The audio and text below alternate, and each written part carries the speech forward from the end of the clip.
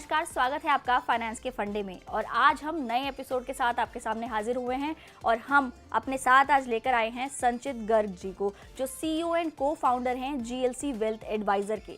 और आज हम जिस टॉपिक पर बात करने वाले हैं वो बहुत ही वास्ट टॉपिक है, क्योंकि इस टॉपिक के मुताबिक अगर आपके पास कोई ऐसी अनक्लेम्ड इन्वेस्टमेंट पड़ी है जिसके बारे में आपको पता नहीं है, चाहे आप उसे अनक्लेम्ड कह लें, चाहे फॉरगॉटन कह लें, चाहे आप उसे लॉस्ट कह लें, ऐसी बहुत सारी इन्वेस्टमेंट्स होती है जिनके बारे में आपको पता नहीं होता। हाल ही में RBI ने भी बैंक्स में कुछ ऐसे अनक्लेम्ड डिपॉजिट्स के बारे में बताया था जो बैंक में पड़े हुए हैं लेकिन लोगों ने उन पर कोई क्लेम नहीं किया है। तो ऐसे ही कुछ शेयर्स और डिविडेंड्स भी होते हैं, आज हम उन्हीं पर चर्चा करने वाले हैं। सर, सबसे पहले तो आपका स्वागत है हमारे इस न्यूज़ चैनल पर। Thank you Mohini for having me on your platform and talking on this pertinent topic unclaimed shares and dividends as well as बाकी काफ़ी सारे फाइनेंशियल इंस्ट्रूमेंट्स हैं जिसमें लोगों का पैसा बहुत फंसा हुआ है। जी, तो सर सबसे पहला सवाल तो मेरा यही रहेगा कि एक्चुअली ये जो अनक्लेम्ड इन्वेस्टमेंट्स होती हैं ये होती क्या हैं? फर्स्ट क्वेश्चन उन लोगों के लिए जिनको पता ही नहीं है कि ये क्या होती हैं। जी, आज के ज़माने में अगर आपको शेयर मार्केट में इन्वेस्ट करना हो तो there is a concept of demat account. Electronic form में सब कुछ होता है which makes the process much simpler कि आप अपनी इन्वेस्टमेंट्स को ट्रैक कर सकते हैं। बट 25, 30, 40 साल पहले क्या होता था, जब आपको इन्वेस्ट करना होता था तो फिजिकल शेयर सर्टिफिकेट्स आपको मिला करते थे और कंपनीज डिविडेंड्स भेजती थी आपके रजिस्टर्ड एड्रेसेस पे उन इन्वेस्टमेंट से रिलेटेड। सो हुआ क्या है कि पिछले इतने सालों में लोगों ने अपने एड्रेसेस चेंज किए हैं बिकॉज ऑफ जॉब्स या कोई भी और रीज़न हो सकता है। कुछ लोग इंडिया से बाहर सेटल हो गए हैं, कुछ इन्वेस्टर्स की डेथ हो गई है, उन्होंने अपने बच्चों को उन इन्वेस्टमेंट्स के बारे में इन्फॉर्मेशन ही नहीं बताई। काफ़ी सारी फैमिलीज़ को पता ही नहीं है कि उनकी एंसेस्ट्रल इन्वेस्टमेंट्स कुछ ऐसी हैं जो शेयर मार्केट में लगी हुई हैं। उनके फादर, ग्रेट ग्रैंडफादर ने इन्वेस्टमेंट की और आज के दिन उन लोगों को उन इन्वेस्टमेंट्स के बारे में नहीं है नॉलेज। तो बिकॉज ये पूरा सिस्टम फिजिकल शेयर सर्टिफिकेट्स में चलता था तो वो कई फैमिलीज़ के पास वो डॉक्यूमेंट्स भी खो चुके हैं, उसकी आज के दिन कोई इन्फॉर्मेशन ही नहीं है।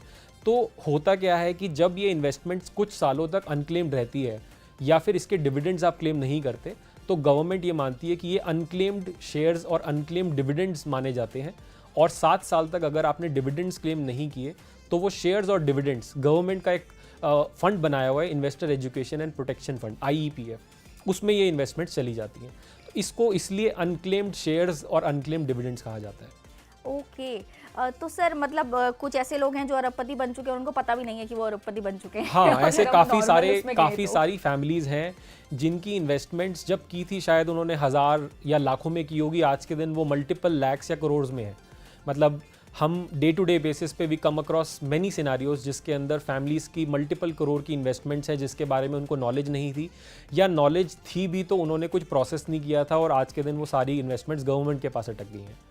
अगर हम एस्टिमेट्स की बात करें तो गवर्नमेंट डेटा कहता है कि डिविडेंड्स अराउंड 5700 करोड़ का है जो गवर्नमेंट के पास पड़ा हुआ है, और शेयर्स हैं 117 करोड़ शेयर्स हैं जिसकी मार्केट वैल्यू हम एस्टिमेट करते हैं आज के मार्केट प्राइस के अकॉर्डिंग अराउंड 50,000 करोड़ के आसपास है जो गवर्नमेंट के खातों में पड़ी हुई है। ओके, तो मतलब इतनी बड़ी रकम है तो फिर लोग भी बहुत सारे होंगे ऑफ कोर्स। और जिन लोगों को, चलिए मान लीजिए यहीं से शुरू करते हैं कि मान लीजिए मेरे घर में कोई है कि जिन्होंने पहले इन्वेस्टमेंट कर दी, अब उनकी डेथ हो चुकी है और वो तो अब नहीं रहे, उनको शायद वो पेपर्स नहीं मिले क्योंकि वो फिजिकल फॉर्म में थे, उन्होंने कहीं रख के भूल गए, कुछ ऐसी चीज़ हो गई, लेकिन बाद में वो पेपर्स मिल गए मुझे। और तो फिर मैं तब उन पेपर्स को कैसे आज के डिजिटल ज़माने में उसको अपने डीमैट में कैसे कन्वर्ट करा सकती हूँ? जैसे कि आपने बताया कि 7 साल के बाद तो आप उसे वो सीधा गवर्नमेंट के पास चला जाता है, तो फिर तो आपको वहीं से क्लेम करना पड़ेगा। तो उसका क्या प्रोसेस है पूरा कि आप अपने उन फिजिकल पेपर्स से लेके आप उस प्रोसेस तक कैसे पहुँचेंगे, आप उनको कैसे क्लेम कर पाएंगे? जी, तो ये प्रोसेस काफ़ी लंबा और कॉम्प्लिकेटेड प्रोसेस है। फॉर अ लेमैन डेफिनेटली ये काफ़ी टेक्निकल प्रोसेस है। इसको अगर हम 2 भाग में डिवाइड करना चाहें, पहला है कि इन्फॉर्मेशन होनी चाहिए कि मेरे कुछ इन्वेस्टमेंट्स हैं या मेरे फादर की, ग्रैंडफादर की इन्वेस्टमेंट्स हैं। दूसरा पार्ट है पता चल गया तो उसको करवाएं कैसे। हम पहले पार्ट की अगर बात करें तो सबसे पहला तो आपको काम जो करना है, आपकी पुरानी फाइलों को निकालना है जिसको आपने सालों से छेड़ा नहीं है।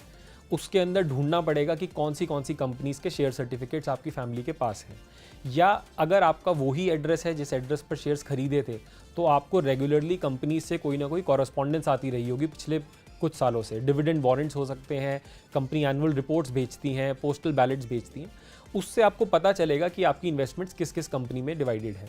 तो पहला काम तो है आप अपने रिकॉर्ड्स में से निकालिए, अपने अकाउंटेंट से पूछिए कि हमारी किस किस कंपनी में इन्वेस्टमेंट्स थी। अगर आपको कोई भी डॉक्यूमेंटेशन नहीं मिलती है तो गवर्नमेंट ने एक पोर्टल बनाया हुआ है, IEPF की वेबसाइट है, उस पे आप जाकर अपने इन्वेस्टर का नाम डाल के सर्च कर सकते हैं कि किस किस कंपनी में किसकी क्या इन्वेस्टमेंट्स थी। एक सेंट्रलाइज पोर्टल बनाया गया है जिससे काफ़ी लोगों को मदद मिलती है, बट प्रैक्टिकली हमें ऐसा फील होता है कि वो पोर्टल अभी भी पूरा कॉम्प्रिहेंसिव नहीं है। इसके बाद जो लास्ट ऑप्शन रह जाती है वो है कि हर कंपनी की वेबसाइट पे कंपनीज़ को मैंडेट दिया गया है कि अनक्लेम्ड डिविडेंड्स और अनक्लेम्ड शेयर होल्डर्स की इन्फॉर्मेशन वो वेबसाइट पे डालें।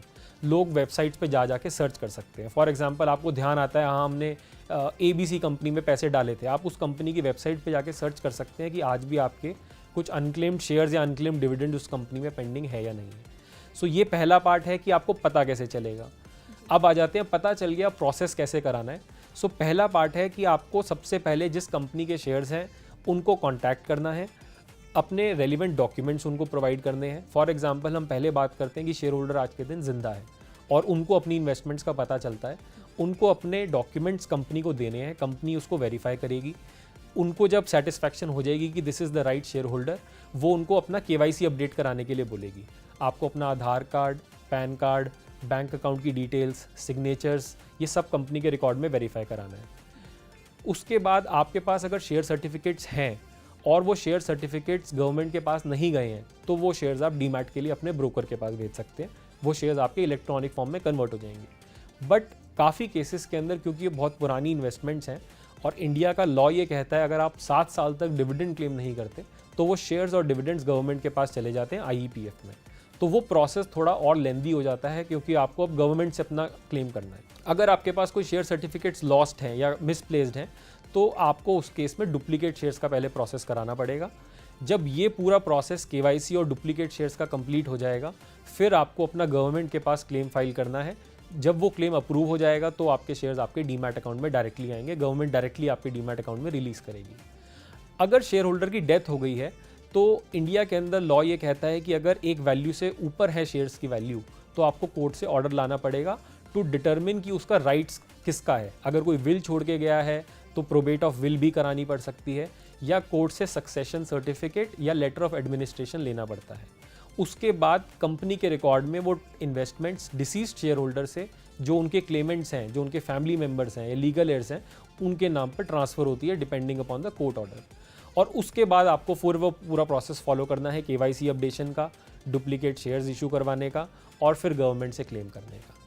तो ये प्रोसेस लेंदी प्रोसेस है। इसके अंदर लोग 1, 2, 3 साल तक भी जूझते रहते हैं और इसी में GLC वेल्थ एडवाइज़र कोशिश करता है कि ऐसी फैमिलीज़ को हेल्प करे उस डॉक्यूमेंटेशन को, उस कंप्लायंस को एक स्ट्रीमलाइंड और एफिशिएंट तरीके में कंप्लीट करने में। सर, जैसे कि आपने कहा कि आपको डुप्लीकेट शेयर्स करानी पड़ेगी, तो डुप्लीकेट शेयर्स का क्या कॉन्सेप्ट है? मतलब वो कैसे कराने पड़ेंगे और क्या कराना पड़ेगा?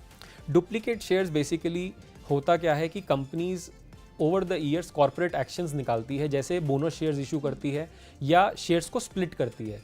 तो आपको ये देखना है कि आपके आज के दिन जिस कंपनी में जितने शेयर्स हैं उसके फिजिकल शेयर सर्टिफिकेट आपके पास होने चाहिए। अगर आपके पास नहीं है तो कंपनी ये मानती है कि वो शेयर सर्टिफिकेट आपने खो दिए हैं या वो मिसप्लेस हो गए हैं कहीं ना कहीं पे, तो आपको डुप्लीकेट शेयर्स का कंप्लायंस पूरा करना पड़ता है, जिसके लिए कुछ डॉक्यूमेंटेशन है, जैसे कि एफिडेविट देने पड़ते हैं, इंडेमनिटी बॉन्ड बनाने पड़ते हैं, श्योरिटी बॉन्ड्स बनाने पड़ते हैं, FIR करानी पड़ती है, न्यूज़पेपर एडवर्टाइजमेंट करानी पड़ती है। तो ये लगभग 2-3 महीने लंबा प्रोसेस है। जब ये हो जाता है तो डुप्लीकेट शेयर्स के कंप्लायंसेस कंप्लीट हो जाते हैं। जैसे कि आपने कहा, इस प्रोसेस में टाइम कितना लग सकता है? एक अगर किसी के पास वो डॉक्यूमेंट्स उसके खो गए हैं मान लीजिए, या किसी अगले बंदे को भी मिले जिसकी आप कह रहे हैं कि एक डिफाइंड इन्वेस्टमेंट का अगर आपकी उससे ऊपर अगर वो वैल्यू चली जाती है तो आपको कोर्ट तक जाना पड़ सकता है, तो उसमें कितना समय तक लग सकता है? अगर शेयर होल्डर जिंदा हैं तो सारा प्रोसेस कराने में लगभग 6 महीने से 12 महीने का टाइम लग सकता है, अगर सब कुछ आपने एफिशिएंटली किया है, फटाफट फॉलोअप किया है और सारी डॉक्यूमेंटेशन सही की है। अदरवाइज़ ये प्रोसेस थोड़ा लंबा भी खिंच सकता है। अगर शेयर होल्डर की डेथ हो गई है और आपको कोर्ट प्रोसेस कराना है तो लगभग 1 साल का टाइम कोर्ट प्रोसेस कराने में लगता है और लगभग 1 साल का टाइम उसके बाद वो शेयर्स डिसीज शेयर होल्डर से अपने नाम पे ट्रांसफ़र कराने में लगता है। तो लगभग 2 साल का टाइम लग जाता है उस काम को कराने में। ओके और अगर किसी ने विल ना बनवाई हो उस चीज़ की कि मान लीजिए कोई बिना विल छोड़े वो शेयर्स उनको भी नहीं मिले या वो भूल गए, कुछ भी हो गया कि मान लीजिए वो जब उनकी डेथ का टाइम हुआ उस वक्त वो भूल गए, और नॉर्मली मुझे नहीं लगता कि इंडियन हाउस होल्ड्स में कोई भी ऐसा पर्सन होगा जो नॉर्मली कोई विल बनाता होगा। अब थोड़ा बढ़ रही हैं इस तरफ लोग, लेकिन पहले तो शायद कोई भी नहीं, बहुत कम ही लोग थे जो विल की तरफ जाते थे कि हम अपनी विल बना लें या ऐसा कुछ कर दें कि ये इसको देना है, इसको देना है। बट अब वो कॉन्सेप्ट थोड़ा बढ़ता जा रहा है। तो पहले के मुकाबले जब विल होती ही नहीं थी तो लोग कैसे वो चीज़ डिफाइन कर पाएंगे, कैसे उस चीज़ को वहाँ जाके क्लेम ही कैसे कर पाएंगे कि हम ये हमारे ही हैं शेयर्स? देखिए, जहाँ पर विल है वहाँ पर फैमिली की अगर अंडरस्टैंडिंग है फैमिली मेम्बर्स की, तो वो उस विल के अकॉर्डिंग उन शेयर्स को जिनके नाम पर वो शेयर्स छोड़ के गए थे उनके नाम पर ट्रांसफ़र करा सकते हैं आफ्टर ड्यू प्रोसेस। कुछ स्टेट्स के अंदर प्रोबेट का प्रोसेस होता है, उस विल को प्रोबेट कराना पड़ता है, एक ठप्पा लगवाना पड़ता है कोर्ट से कि ये विल जेन्युइन विल है और उसको एग्जीक्यूट किया जाए। तो वो प्रोसेस कोर्ट के थ्रू करवाना पड़ता है। कुछ जगहों पे नॉर्मल विल भी एक्सेप्ट हो जाती है। तो जिस केस में विल है उस केस में अगर फैमिली में कोई इश्यूज़ नहीं है तो उस विल के अकॉर्डिंग वो शेयर्स आगे ट्रांसमिट हो सकते हैं। जहाँ पर विल नहीं है और फैमिली के अंदर कोई डिस्प्यूट है, तो जब तक वो फैमिली का डिस्प्यूट डिसॉल्व नहीं होगा कोई उस चीज़ का कुछ नहीं कर सकता। बट अगर फैमिली में अंडरस्टैंडिंग प्रॉपर है तो एक कोर्ट से सक्सेशन सर्टिफिकेट या लेटर ऑफ एडमिनिस्ट्रेशन कहा जाता है, वो लेना पड़ता है लीगल एयर्स को, और जब वो ऑर्डर मिल जाता है उस ऑर्डर के बेसिस पे वो शेयर्स ट्रांसफ़र हो सकते हैं। जी बिल्कुल। सर मैंने एक केस स्टडी तो आपको बता दी कि जो शेयर्स गुम हो जाते हैं। अब जैसे कुछ लोग होते हैं कि वो उनको पता होता है कि लाइक उनको मिल गए डॉक्यूमेंट्स, उनको ये भी पता है कि इनको हमें इलेक्ट्रॉनिक फॉर्म में अब हम इन्हें कन्वर्ट कराना चाहते हैं। वो नॉलेजेबल ज़रूर हैं लेकिन उनको एग्जैक्ट प्रोसेस की नॉलेज नहीं है कि उन्हें फर्स्ट स्टेप में कहाँ जाना है, उसके बाद उन्हें क्या प्रोसेस करना है उस फिज़िकल को उस इलेक्ट्रॉनिक में कन्वर्ट कराने के लिए। तो क्या हम उस एक वो स्टेप बाय स्टेप आप एक बार हमें समझा सकते हैं?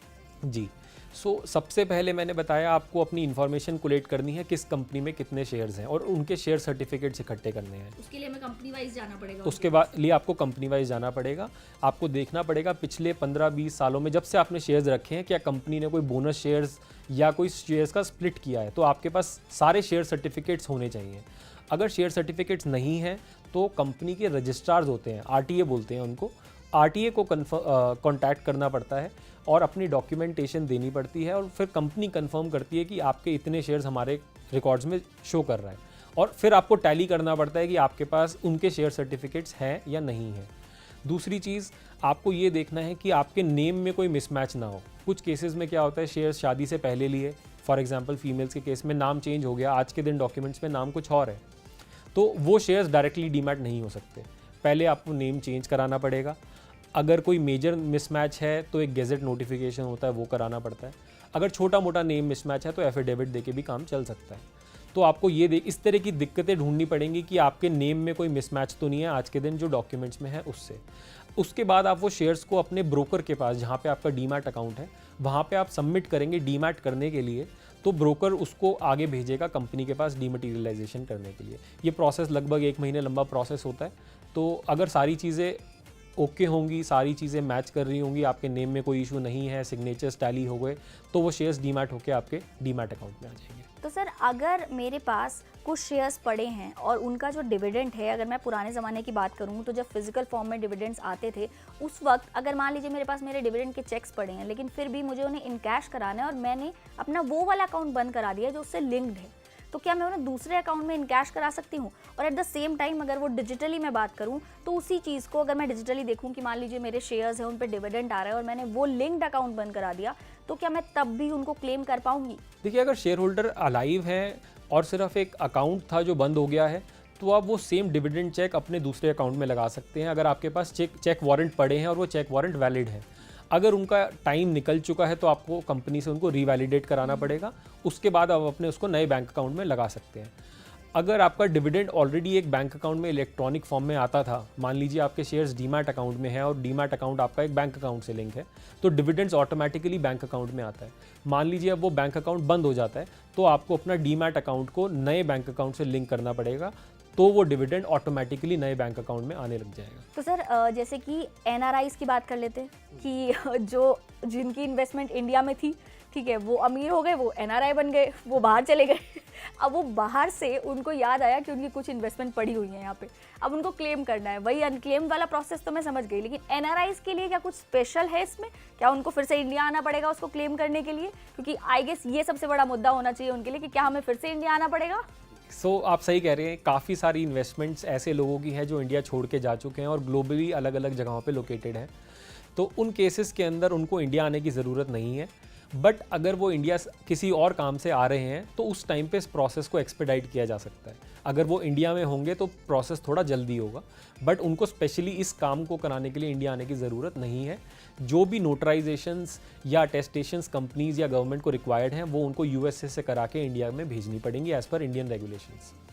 तो एनआरआईज़ को आने की ज़रूरत नहीं है, बट कुछ स्पेसिफिक डॉक्यूमेंट्स हैं जो एनआरआईज़ के लिए टारगेटेड हैं या एनआरआईज़ के केसेस में चाहिए होते हैं। जैसे कि अगर कोई फॉरेन सिटीज़न है, अगर हम यूएस सिटीजन्स की बात करें तो यूएस पासपोर्ट, एक ओसीआई कार्ड होता है या पीआईओ कार्ड होता है, उनको वो चाहिए होगा। साथ में उनको एक एनआरओ या एनआरई बैंक अकाउंट और उससे लिंक्ड एक डीमैट अकाउंट रिक्वायर्ड होगा। ये उनको अलग से एनआरओ, एनआरई बैंक अकाउंट और डीमैट अकाउंट खुलवाने पड़ेंगे अगर उनके पास ऑलरेडी नहीं है तो, क्योंकि ये शेयर्स जो हैं ये इलेक्ट्रॉनिक फॉर्म में सिर्फ डीमैट अकाउंट में आ सकते हैं।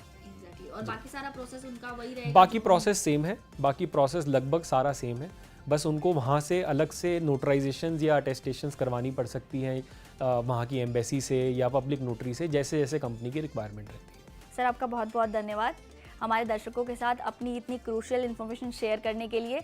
और हाँ, अगर आप ये देख रहे हैं और आपके पास भी ऐसे कोई शेयर्स हैं, ऐसे कोई इन्वेस्टमेंट है जिसके बारे में आपको पता है और आप क्लेम नहीं कर पा रहे हैं, या फिर आपको पता नहीं है आपको कैसे ढूंढनी है, वो सब जानकारी तो आपको इस वीडियो में मिल जाएगी। फिर भी अगर आपके कोई सवाल रह जाते हैं जो आपको हमसे पूछने हैं तो आप हमें कमेंट बॉक्स में ज़रूर बता सकते हैं। और कमेंट बॉक्स के साथ साथ आप हमें हमारे टोल फ्री नंबर पर भी कॉल कर सकते हैं, जिस पर हम आपकी कॉल रिसीव करके आपके वो सवाल अपने अगले एपिसोड में लेने की पूरी कोशिश करेंगे। तो हमें अपना प्यार ऐसे ही देते रहिएगा और आपका बहुत बहुत शुक्रिया।